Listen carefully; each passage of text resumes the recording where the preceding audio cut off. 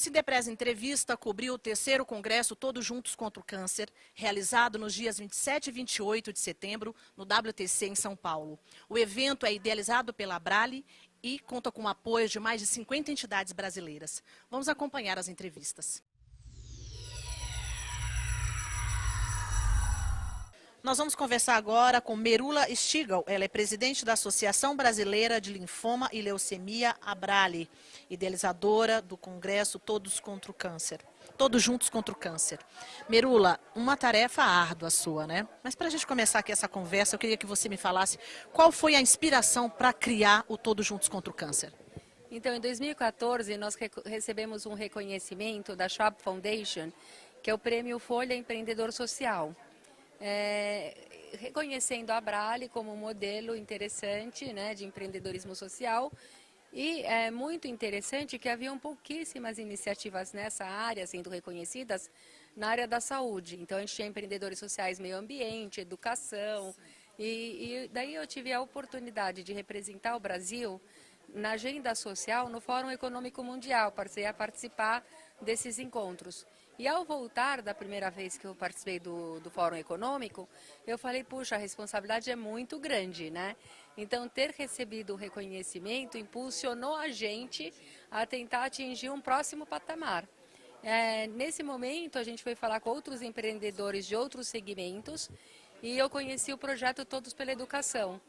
E pedi permissão, né, para que a gente pudesse, de alguma forma, se inspirar nesse movimento e trazer para a nossa realidade da oncologia. No Brasil, a gente tem uma rede muito grande de hospitais e de instituições que trabalham para dar acolhimento e atendimento à pessoa acometida pelo câncer. Mas muitas vezes a gente não estava sabendo o que um estava fazendo, o outro estava fazendo, os projetos se repetem, né? Então, se a gente já criou uma metodologia, não é mais fácil a gente replicar essa metodologia? De que forma que a gente podia aproveitar o nosso orçamento, que é muito pequeno, para trazer um impacto maior? Então, esse que foi o chamado, então a gente fez uma reunião, convocando todos os hospitais, instituições, sociedades médicas, para que a gente pudesse organizar esse movimento, Todos Juntos contra o Câncer. E apesar da gente ter proposto o movimento, hoje esse movimento não pertence à Abrale. A Abrale faz parte e a ideia é que a gente consiga aqui debater aspectos importantes da política nacional de prevenção e controle do câncer e definir uma única agenda para atualização anual desse documento Declaração para a Melhoria da Atenção ao Câncer no Brasil. E esse documento é um compromisso da sociedade civil organizada com gestores que também participaram aqui, apontando alguns caminhos para a solução desses gargalos. Então a gente faz um pacto, né, durante o Congresso, que isso vai ser trabalhado durante o ano. Então, eu acredito que esse... Uma dúvida, esse documento ele surgiu na primeira reunião, no primeiro congresso, Todos Juntos contra o Câncer. Isso em que ano? Então, nós realizamos o primeiro congresso em 2014, no final do ano. Então, o documento ficou pronto em meados de 2015, até consolidar todos os debates, aprovar com todos os atores, que todo mundo estava se identificando, né? Então, quando a gente teve o debate do ano passado, em setembro, que é o nosso encontro, basicamente tinha acabado de sair do forno o documento inicial. Então, de lá para cá, que a gente teve um ano para trabalhar esse documento, a gente conseguiu importantes avanços, né? São pequenos, mas a gente já começa a ver algum movimento nesse sentido. Então, por exemplo, vou te dar um exemplo na questão da capacitação dos médicos, né, da mão de obra, né, dos profissionais da saúde, para que eles consigam detectar mais precocemente o câncer. Então, isso gera uma demanda que constava no documento. Gera uma demanda. Então, hoje a gente já tem um programa, né, que é o Oncoensino, que está sendo apoiado com recursos do próprio Ministério, do PRONON, né, que é um recurso incentivado. Na verdade, as empresas doam, mas abatem dos impostos a pagar, e que vai trazer já alguma ajuda. Existe a lei dos 60 dias, né? E a gente não tem como monitorar essa lei, como que a gente garantir que o paciente ele vai realmente demorar 60 dias após o diagnóstico para se inserir ao tratamento.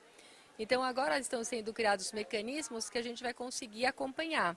Seria uma espécie de fiscalização, Merula? Isso é um monitoramento, eu acho que assim, é o controle social, que então está inserido no tratamento, vivencia as dificuldades e as barreiras, apontando para o governo, olha aqui, a gente está aqui. O que está planejado na lei não está acontecendo na prática, né? Mas eu acho que o mais importante é, primeiro, né, nessa colaboração, nessa rede colaborativa, surgem muitas ideias, né? E você conseguir repensar de outra forma uma coisa que não está funcionando. Então, às vezes, se a gente pensar só com os médicos, uma solução para aprimorar o diagnóstico, talvez não vai ser tão rico se a gente envolver outras áreas, enfermagem, gente de TI, né? Sei lá, os próprios, as entidades de paciente, né, o próprio gestor. Então, assim, quando o jornalista, o advogado, então juntos a gente consegue trabalhar a inovação, né, e ganhar essa força. Merula, quais são outros pontos importantes que contemplam nesse documento e que você pode destacar aqui para a gente? A gente trabalha 5 pontos principais no nosso documento. É a prevenção, diagnóstico precoce, tratamento, acesso aos tratamentos, cuidados paliativos e gestão. Dentro desses 5 pilares, a gente tem 3 ou 4 itens para cada um. Então, a gente precisa realmente ampliar a conscientização da população para se cuidar, né, reduzir os hábitos que possam provocar mais câncer, né? Aumentar isso.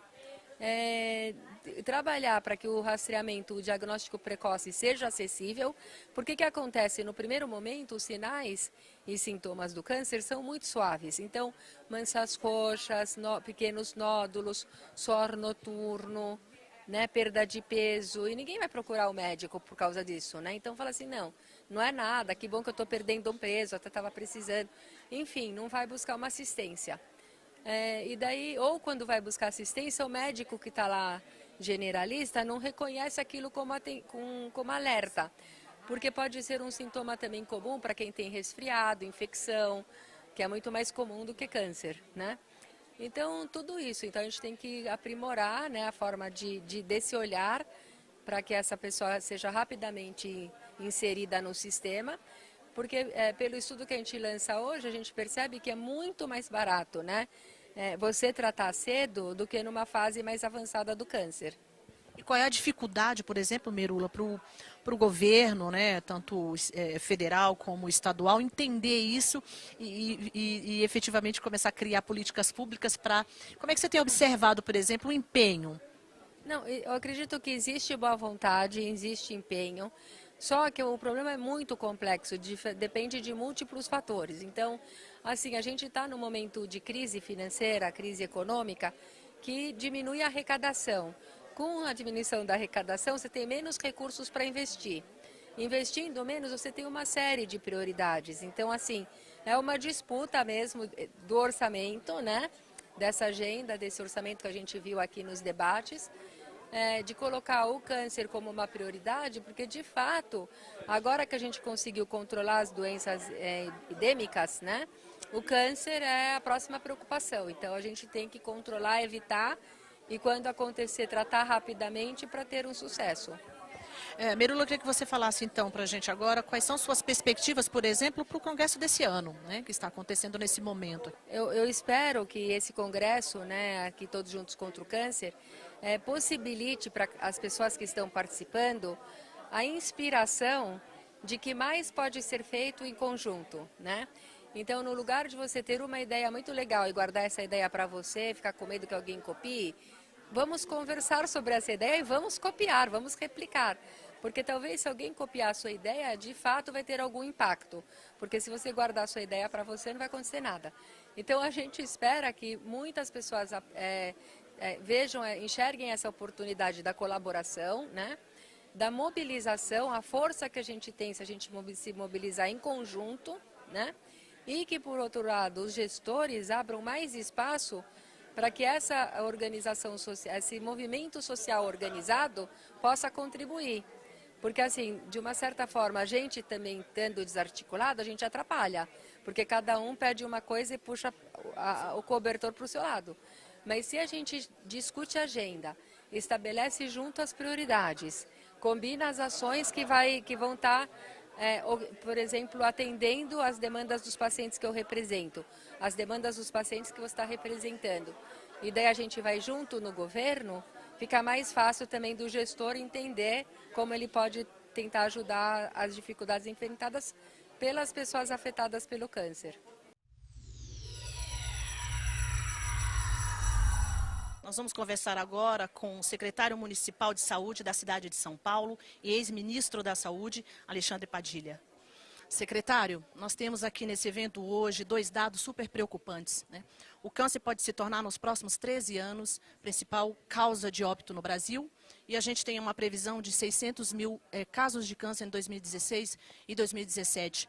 Eu queria saber a opinião do senhor sobre o que o Brasil está fazendo para evitar e para prevenir essas situações. Acho que nós precisamos atacar em 2 frentes. Primeiro, e a mais importante, que é uma boa saúde, começa com a prevenção, com a promoção. Toda vez que a gente ficar pensando em saúde como atendimento, medicamento, a doença, nós não vamos vencer essa espiral de crescimento do risco de câncer, não só no Brasil, como você falou, de se transformar na primeira causa-morte no nosso país em 2030, mas de um crescimento ainda maior nos países em desenvolvimento no mundo inteiro. A previsão de crescimento de 70% da presença do câncer como causa-morte nos países em desenvolvimento. Então, a promoção e a prevenção. E ela só é possível com forte mobilização da sociedade, desde a área da educação, orientar os jovens, as crianças, desde muito novos ainda. Aqui na cidade de São Paulo nós temos um programa chamado Saúde na Escola, onde os profissionais de saúde vão para o espaço da escola, 900 mil alunos são acompanhados. O Brasil, felizmente, conseguiu vencer a fome, mas hoje nós temos um problema sério que é a obesidade na infância. Então, construir hábitos alimentares, deslocamento ativo nas crianças desde o começo, ampliar o acesso, a cobertura da vacina contra o HPV, que está disponível gratuitamente para as meninas pré-adolescentes. É uma vacina que custaria de R$ 1.000, R$ 1.500, R$ 2.000 para a família poder aplicar na sua criança. Está de graça pelo SUS. Nós temos uma boa cobertura na primeira dose, uma cobertura baixa ainda na segunda dose. Então, todo o esforço de mobilização em relação à vacina. Ações com a indústria para que a gente reduza cada vez mais a presença do sal, da gordura e do açúcar nos produtos alimentícios. Isso tem um poder enorme de prevenção e promoção, porque é um poder de escala muito importante em relação a isso, reforçar cada vez mais as ações de combate ao tabagismo, ao uso abusivo de drogas e apoiar políticas que mudem as nossas cidades para que elas sejam mais saudáveis, políticas que estimulam as pessoas a andar de bicicleta, a se deslocar a pé, a ir de ônibus, transporte coletivo de ônibus nas cidades, a conviver entre as pessoas, espaços de convivência público, porque isso tira as pessoas de dentro de casa, reforça a convivência, isso é muito bom para a saúde mental e o deslocamento ativo é decisivo para reduzir um dos fatores importantes de colaboração com o câncer, que é a obesidade. E por outro lado, atacar a ampliação do atendimento, do acesso ao atendimento. Por isso é muito importante a expansão dos serviços de radioterapia no país. Temos concluir a expansão desse serviço de radioterapia. São 90 novos serviços planejados para isso. É muito importante para que a gente faça com que o diagnóstico e o tratamento esteja mais próximo das pessoas, sobretudo no interior do nosso país, nas regiões norte e nordeste, nas periferias das grandes cidades. Reforçar para os profissionais de saúde a orientação em relação ao rastreamento, às medidas de diagnóstico precoce e cuidado em relação ao câncer. Isso é muito importante em relação ao tratamento. E, por fim, mobilizar a sociedade para a humanização do atendimento. Então, o papel dos voluntários, de organizações não governamentais, de organizações da sociedade civil, que visitam os hospitais, passam a fazer parte de conselhos de gestão dos hospitais, influenciam na gestão dos hospitais, é muito importante também para que a gente humanize o atendimento, combata qualquer tipo de desperdícios na saúde do nosso país. Secretário, muito bem colocado aqui essas diretrizes para prevenção dessa doença no país. Eu queria que o senhor falasse, até pela sua experiência enquanto ministro, da questão orçamentária, né? O Brasil passa por uma crise tremenda, né? E a gente sabe que a saúde também já está sendo massacrada em função dessa crise econômica, em função das contas restritas do governo. Qual que seria o caminho para a implantação de algumas medidas que não estão funcionando e para a intensificação das que já existem em relação ao orçamento? É muito importante que o Brasil caminhe em dois sentidos. Primeiro, que a gente combata qualquer tipo de desperdício de recursos na saúde, melhore a gestão, mas nós precisamos de mais recursos. O Brasil hoje investe R$ 1.000 por ano por habitante. Países que têm sistemas nacionais públicos chegam a investir 10, 11 vezes mais por habitante por ano. Então nós precisamos sim de mais recursos. É um erro o governo nacional achar que combate uma crise cortando recursos da saúde. Os países que cortaram recursos da saúde para combater uma crise, além de reforçar, multiplicar os impactos nocivos que uma crise tem na saúde das pessoas, desemprego gera depressão, ansiedade, uso excessivo de drogas, uso excessivo de álcool, descontrole em relação ao acompanhamento, milhares de pessoas perderam seu plano de saúde, vão para o Sistema Único de Saúde, além de reforçar, multiplicar esses impactos nocivos. Está provado, a Organização Mundial de Saúde já fez trabalho sobre isso, o próprio Fundo Monetário Internacional, o FMI também fez trabalho sobre isso, que provaram que quando você corta da saúde, você atrasa a recuperação econômica, porque a cada real investido na saúde retorna R$ 1,7 para o PIB.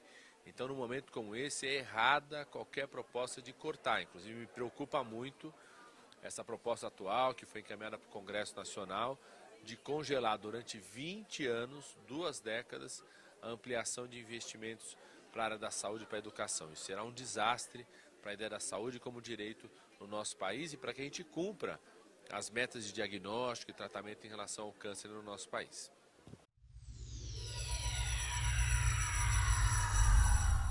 Nós vamos conversar agora com o doutor Antônio Carlos Buzaide, médico oncologista.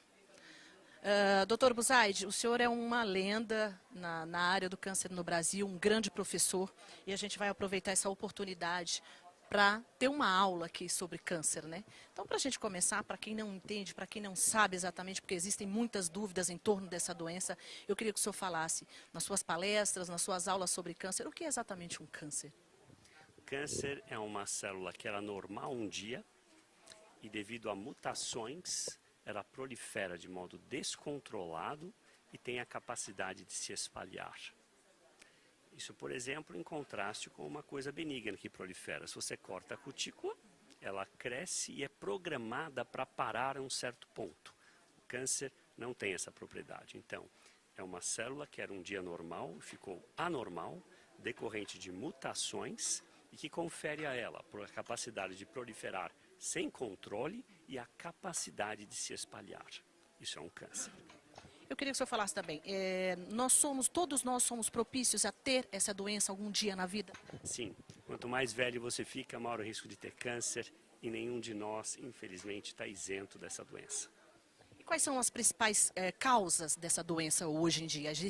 Existe aí fatores que possibilita a gente adquirir essa doença com mais rapidez, por exemplo? Com certeza. Há 2 grandes fatores que fazem as pessoas desenvolverem câncer. Um são os fatores ambientais, e eu vou elaborar um pouco aí. O outro são os genéticos. Os ambientais são os mais importantes. Por exemplo, o fumo, a alimentação, estilos de vida, tudo isso influencia no risco de desenvolver um câncer. O fator genético é quando você herda um risco aumentado. Por exemplo, a Angelina Jolie tem um risco aumentado para câncer de mama e de ovário porque herdou a mutação do BRCA1. Mas os fatores genéticos são raros. A maioria dos fatores são ambientais nos quais nós podemos atuar.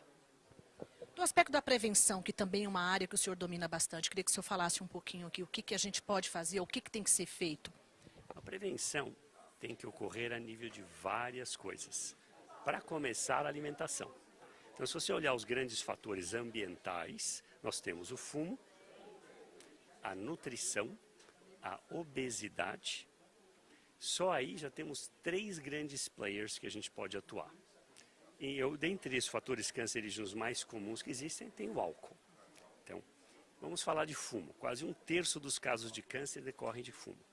Então, hoje no Brasil, graças à política de saúde, conseguiu reduzir para da ordem de 15%, um dos menores do mundo, que é excelente. Tem países da Ásia com quase 30% da população fumante. Então, só aí eu já atuaria muito. Outro fator importante é a alimentação saudável. A regra é simples. O que tem na natureza é bom, o que a gente inventa não é bom. Por exemplo, não existe árvore de quindim. Se você achar uma, me avisa. Meu filho até gostaria que tivesse uma árvore de Nutella. Ele tem 10 anos, mas não tem árvore de Nutella. Então nós temos que comer o que tem na natureza. Frutas, verduras, as dietas mediterrâneas, por exemplo, têm um grande impacto favorável, tanto cardiovascular como câncer. As maiores longevidades do mundo estão lá. Então, frutas, verduras, peixe, azeite, farinhas integrais, tudo isso é saudável. E a gente começa a inventar, fica porcaria. Então não existe hot dog. Na verdade, as carnes processadas receberam a categoria 1 pela Organização Mundial da Saúde como cancerígena. Então, nós temos que educar a população a comer melhor. Obesidade e atividade física. A obesidade claramente aumenta o risco de vários cânceres. E naquele que teve um câncer, aumenta o risco de voltar ao câncer. Então, nós temos que trabalhar nesse ponto também. Álcool claramente é um cancerígeno, embora em dose baixa pode aumentar até a sobrevida das pessoas em geral, pelo benefício cardiovascular.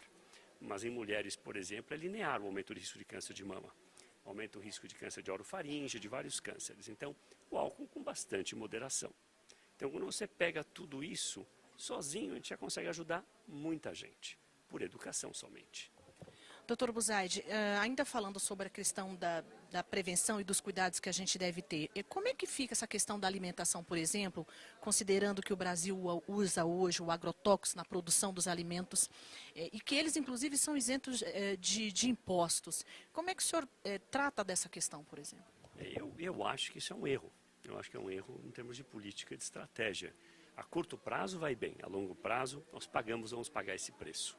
Eu acho que o alimento orgânico é o alimento ideal. Ele, infelizmente, é mais caro para ser produzido. O agrotóxico barateia o alimento, mas a longo prazo fica mais caro. Isso é importante não esquecer. Esqueci de mencionar um pouco sobre vacinas.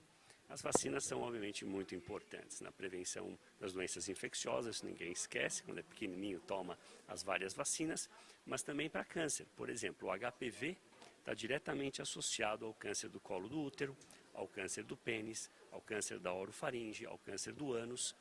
E a vacinação em meninas e meninos provavelmente erradicaria quase o vírus, ou reduziria absurdamente a longo prazo. Então, uma geração mais já quase extinguiria câncer do colo do útero, que é o mais comum, na verdade, no Brasil.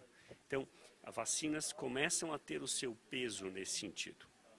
Como é que a gente está no Brasil em relação a essa disseminação da vacina, por exemplo, em relação ao apoio do governo?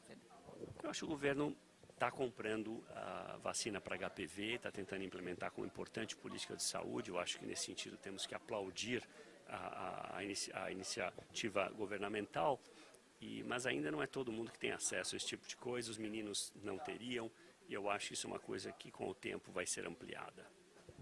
Agora, falando um pouco sobre a questão do tratamento, que também é uma área que o senhor atua, né? Eu queria que o senhor falasse um pouco dos desafios e do que a gente tem aqui, que já é utilizado no Brasil e que faz a diferença hoje para os casos de câncer no país. O câncer, quando metastático, quando está avançado, permanece, infelizmente, na maioria das vezes, uma doença incurável. Tratável, mas incurável. As duas grandes áreas mais promissoras em termos de ou até erradicar a doença, ou certamente em prolongar a vida, é a imunoterapia, onde você tenta estimular o sistema imune do doente para atacar o câncer, e a chamada terapia-alvo, que são drogas que atuam em pontos específicos quase da célula cancerosa, que fazem com que ela não pare de proliferar. Então a ideia seria, usando essas duas armas, melhorar cada vez mais. Já temos vários exemplos de ambas as áreas, tanto da imunoterapia como terapia-alvo. Mas a imunoterapia é a que eu considero mais promissora no futuro, porque a razão prima pela qual o câncer aparece em uma pessoa é porque o sistema imune falhou. Isto é, se a doença apareceu, é porque o bandido entrou na casa, é porque os guardas falharam. Então a ideia é por que o guarda falhou. O que o bandido usou? Ele se vestiu de policial, fingiu que era o dono da casa. O que ele fez para entrar na casa que os guardas falharam? E o câncer faz isso. Ele usa estratégias para enganar o sistema imune e conseguir proliferar no corpo da pessoa. Então a ideia é tentar entender isto melhor para poder desenvolver medicamentos que possam erradicar a doença. Como é que o Brasil está nesse processo? Nós melhoramos recentemente, nós estávamos muito mal até poucos meses atrás. Agora foi aprovado o nivolumab, que é uma droga importante e ajuda em vários tipos de câncer. Temos na iminência da aprovação do pembrolizumab, uma outra molécula semelhante. Nós estamos melhorando, mas ainda temos muito chão para atingir e melhorar o cuidado do doente. Queria que o senhor falasse também agora sobre a questão da pesquisa clínica no país. O país se preocupa com essa questão? Eu acho que a pesquisa clínica no Brasil não recebe a devida prioridade que merecia. E isso é muito ruim para nós, principalmente para a população de menor renda. Porque se estudos clínicos existissem em mais unidades do Brasil, a população de baixa renda teria acesso aos melhores medicamentos do mundo. Porque a maior parte dos estudos compara o medicamento ideal, disponível nos Estados Unidos e na Europa, versus algum tratamento que uma companhia farmacêutica XYZ julga que talvez seja até melhor. Então, isso permitiria subir a barra do cuidado do paciente, um absurdo. Então, se eu fosse um ministro da Saúde hoje, uma coisa que eu implementaria de imediato era o fomento à pesquisa clínica no Brasil em todas as áreas, não só oncologia. Todas as áreas, porque sempre a pesquisa clínica oferece aos pacientes o melhor cuidado possível. Eu acho que isso tem que ser feito. A Alemanha fomenta a pesquisa clínica e é um dos países mais ricos do mundo e nós aqui temos dificuldade, entraves burocráticos, processo ineficiente, falta de prioridade ou talvez até falta de entendimento de como é a pesquisa nos países civilizados, faz com que nós não sejamos competitivos comparado com outros países do mundo. E as indústrias farmacêuticas tentam ficar longe da gente e não próximos a gente. Doutor Busardi, para encerrar, o Brasil então está longe daquilo que a gente espera em relação à questão do tratamento do câncer, da prevenção. Né? Eu queria que o senhor falasse, por exemplo, qual é o caminho, né? Então, Todos Juntos contra o Câncer, por exemplo, é um caminho para a gente conseguir enxergar uma luz no fim do túnel? Todos Juntos contra o Câncer tem várias missões, mas uma delas clara é empoderar as entidades que representam pacientes com câncer, todos os tipos, mama, útero, seja o que for, e também permitir aumentar a eficiência dos vários problemas que a gente tem. Por exemplo, monitorar se todo mundo é vacinado ou não é. Por exemplo, dar acesso à pesquisa clínica. Então, isso tudo falta no Brasil. E nós precisamos melhorar isso rapidamente.